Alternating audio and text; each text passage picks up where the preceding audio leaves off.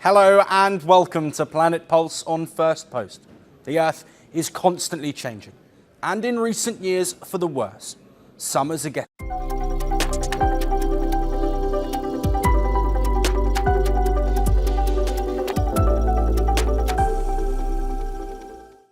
Hello and welcome to Planet Pulse on Firstpost. The Earth is constantly changing, and in recent years for the worse. Summers are getting hotter and winters harsher. Rising sea levels, floods, droughts, wildfires and torrential rain have been disrupting lives across continents. The fight against climate change is needed now more than ever. On this show, we bring you all the top stories on the climate crisis, its causes, its brutal effects, and the warriors helping fight the menace. We begin today with Europe. The south of the continent was on edge. A powerful storm system pushed the Mediterranean past its limits. Coastlines collapsed, roads flooded, flights diverted mid-air. In Italy, authorities issued red alerts. In Malta, planes couldn't land. What began as a regional weather event quickly turned into a cross-border crisis. Early estimates put the damage at over €1 billion, with costs still climbing. This was Cyclone Harry, and beyond the destruction, it left behind a warning that went far beyond the weather. Here is the report. Cyclone Harry tore into southern Italy in mid-January. An aggressive low-pressure system that brought violent winds, heavy rain, and dangerous storm surges. Civil protection authorities in Italy issued red alerts across Sicily, Sardinia, and Calabria. Daily life stopped,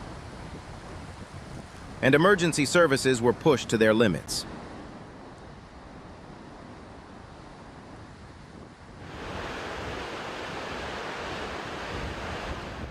The storm's power was most visible along the coast. In Mazzara del Vallo, waves rose above 8 meters. In Catania, seas surged past 5. In Santa Teresa di Riva, part of the seaside promenade collapsed entirely.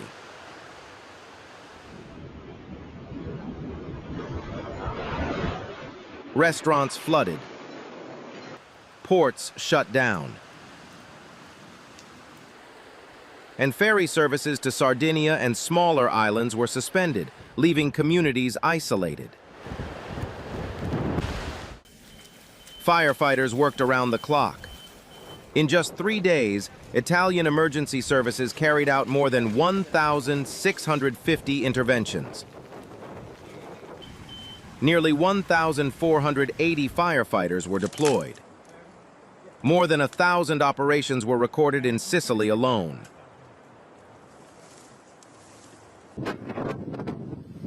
The danger didn't stop at the coast. Torrential rain lashed inland areas. Forecasters warned of up to 300 millimeters of rainfall in just 48 hours. Wind gusts reached 130 kilometers per hour. In Sardinia, firefighters carried out more than 360 rescue operations, mostly in the east and south. In Calabria, teams responded to nearly 300 emergencies, particularly along the Ionian coast. And near Mount Etna, Italy's finance police rescued a Swiss family trapped in a sudden snowstorm. And Cyclone Harry didn't stop in Italy. Across the Mediterranean, Malta was slammed by gale-force winds. Huge waves crashed over seawalls in Slima, flooding balconies and streets. At Malta International Airport, strong crosswinds forced multiple inbound flights to divert to Italy. Some aircraft aborted landings mid-approach. While departures continued, arrivals were delayed for hours. And for island states like Malta, the disruption was a reminder of how quickly weather can cut off vital connections. Italian officials said conditions began to stabilize by January 21st. But warnings remained in place. Emergency services stayed on high alert. And authorities urged people to avoid coastal areas and unnecessary travel, because the damage was still being counted. By January 22nd, regional officials said Cyclone Harry had caused more than $1 billion in damage across southern Italy. Sicily and Sardinia were hit the hardest. Sicily's governor estimated losses at around 740 million euros, a figure expected to rise once lost income is included. In Sardinia, officials warned damage could run into hundreds of millions more. As the storm battered the coast, Italy's Coast Guard activated a full emergency response. More than 100 naval, land, and air assets were deployed, along with over 450 personnel working around the clock. Helicopters were sent up to assess damage, track ongoing risks, and monitor for pollution at sea.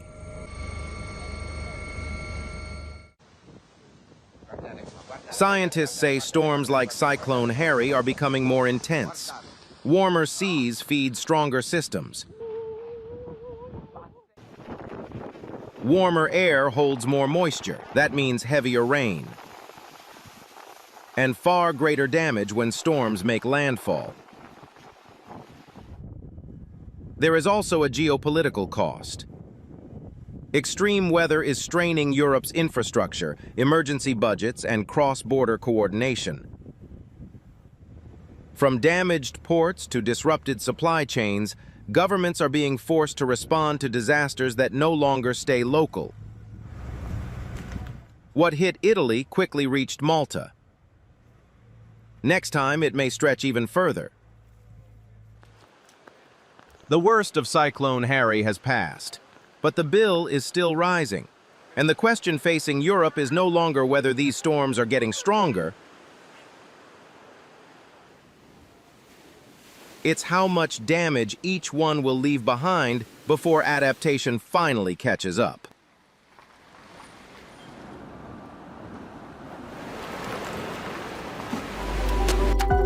And now to our next story. Parts of Chile were on fire, and the climate crisis is at the heart of it. At least 20 people are dead. More than 50,000 have been forced from their homes, and thousands of hectares of land have turned to ash. As extreme heat, droughts, and strong winds fuel deadly wildfires across southern Chile, the president has declared a state of catastrophe. While the blames are multiple, the warning is clear. These are no longer isolated disasters. They are a pattern. This is a story of loss, failure, and a planet pushed to its limits. Wildfires raged across central and southern Chile, turning communities into cinders and claiming lives with shocking speed.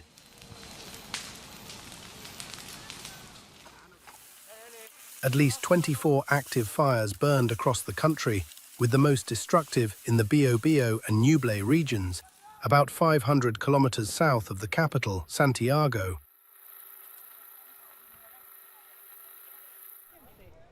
In response, Chilean President Gabriel Boric has declared a state of catastrophe, a move that allows the deployment of the military and emergency powers to combat the crisis. More than 8,500 hectares of land have already burned, and over 250 homes have been destroyed. Officials warn the death toll is likely to rise. The worst-hit area is the coastal city of Penco, near Concepcion, where fast-moving flames swept through dry forests and residential areas overnight. Residents say they had little warning. Many stayed in their homes, believing the fire would stop at the forest edge. It did not.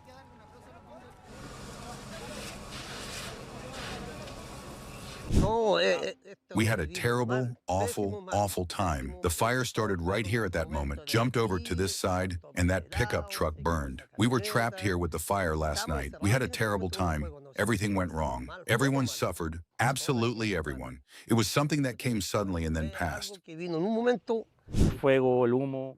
Fire and smoke and everything black. People running desperately, some screaming. It was practically like a war zone, and we were in the lower part. I had no idea that while I was downstairs, this was burning. Se estaba quemando esto, no tenía idea. Now, firefighters have been struggling to contain the blaze, hampered by strong winds, extreme heat, and dry conditions.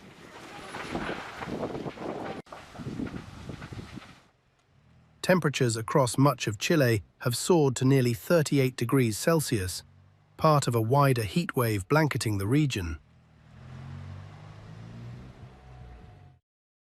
Experts say these conditions are not random. Chile has been gripped by a megadrought for more than a decade, linked directly to climate change. Rainfall has dropped, soils are dry, vegetation has turned into fuel. And as the planet warms, fires are becoming more frequent, more intense, and more deadly. This is not Chile's first warning. In 2023, Chile suffered one of its deadliest fire seasons, with hundreds of thousands of hectares burned.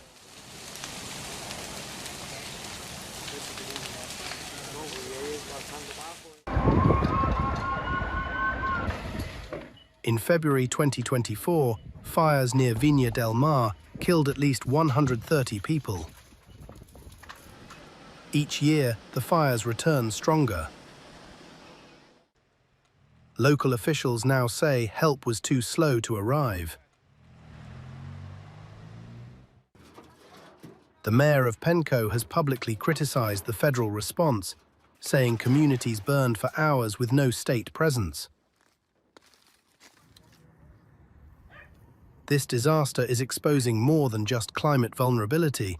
It is testing government preparedness, early warning systems, and urban planning in a warming world.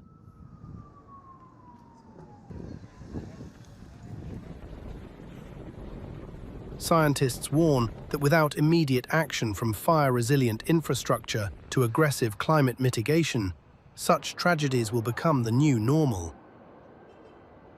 We're seeing things like extreme weather events becoming more frequent and more deadly. We have new data this year showing that we had more than 150,000 deaths related to wildfire exposure per year, wildfire smoke exposure per year. So the death toll of climate change is rapidly growing, and that is particularly concerning.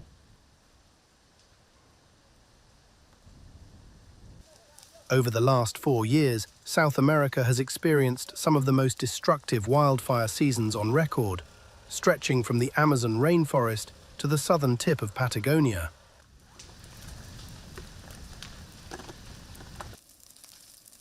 In 2024, fires exploded across the continent, from Brazil and Bolivia to Peru, Colombia and Argentina, with satellite data recording hundreds of thousands of fire hotspots and tens of millions of hectares destroyed. Experts say that rising temperatures, shrinking rainfall, and longer dry seasons, all linked to climate change, are turning South America into a tinderbox. As fires continue to burn, the question is no longer whether climate change is here, but how many more lives it will claim before the world acts. Because in the age of climate change, every blaze leaves behind the same truth: delay has consequences, and the cost is human. And finally, not everything is doom and gloom. Scroll through TikTok and you might end up buying oranges. Sounds weird, right? But that's what's happening in parts of Pakistan. Orange farmers are now using the platform to promote their produce and garner more sales. Though unconventional, for many, it is becoming a way of bypassing the challenges of a traditional marketplace. No middlemen, no market chaos, just a smartphone and a good product. At the heart of this transition is a climate crisis that has gripped Pakistan. Hailstorms and declining soil fertility have, over the years, brought down the production of these oranges. We bring you a story of fruit, farmers and followers changing the rules of selling.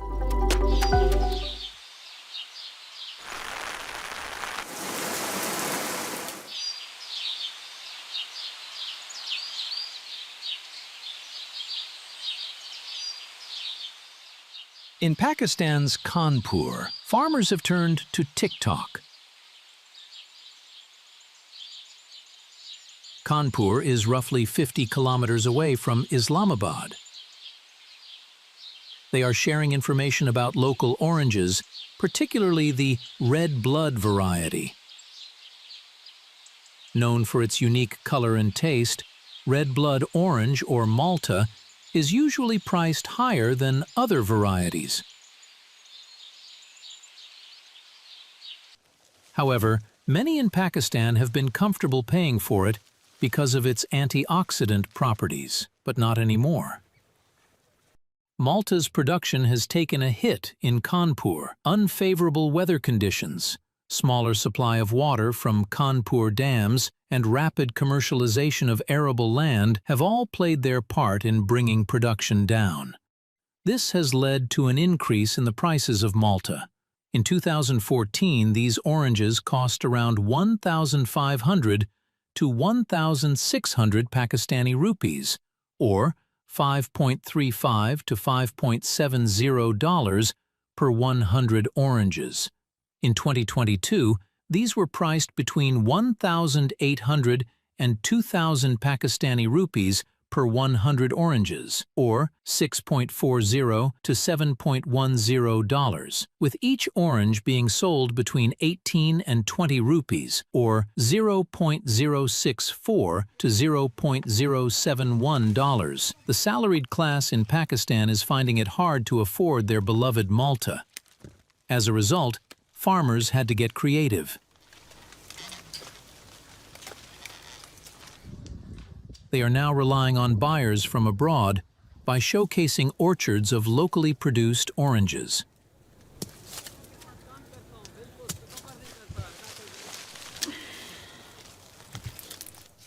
Sabir Shah, one of the farmers, has been posting videos from his orchard. He joined the platform in November 2025 and has amassed 1,300 followers in just 2 months. हम TikTok इसलिए बनाते हैं, एक तो अपनी जो marketing है उसकी मशहूरी करते हैं, क्योंकि सोशल मीडिया जो है ये आजकल बहुत ज़्यादा चल रहा है। सोशल मीडिया के ज़रिए अगर हम मशहूरी करेंगे तो उससे हमारी आमदनी बढ़ेगी। हमारी आमदनी बढ़ी है, यहाँ बागात बढ़े हैं, हमारे कस्टमर बढ़े हैं, और हमारे बहुत से जो बाहर के मुल्क हैं वो जब देखते हैं हमारे टिकटॉकर तो वो वहाँ से ऑफ़र करते हैं। The red blood variety of oranges is sold in at least 6 countries and is in high demand. And as social media popularity grows, farmers are using these platforms to promote their marketing.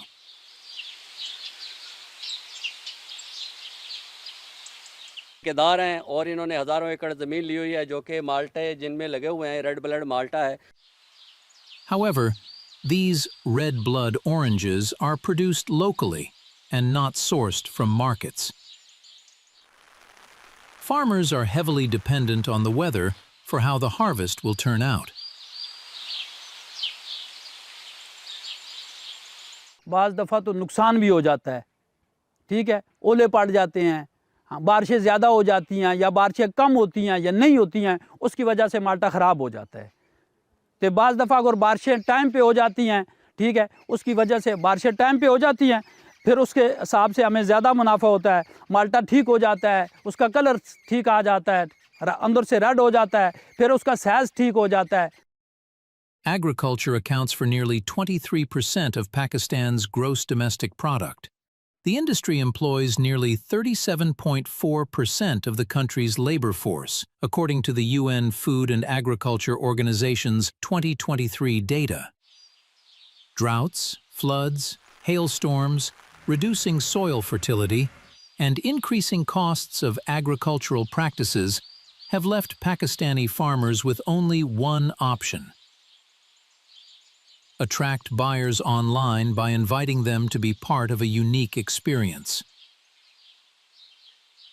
As social media platforms continue to grow, the world truly has become a global village. Many people are now ditching conventional marketplaces and using these platforms to boost their sales. Well, that's it on Planet Pulse for today. We'll see you again at the same time next week. Until then, thank you for watching.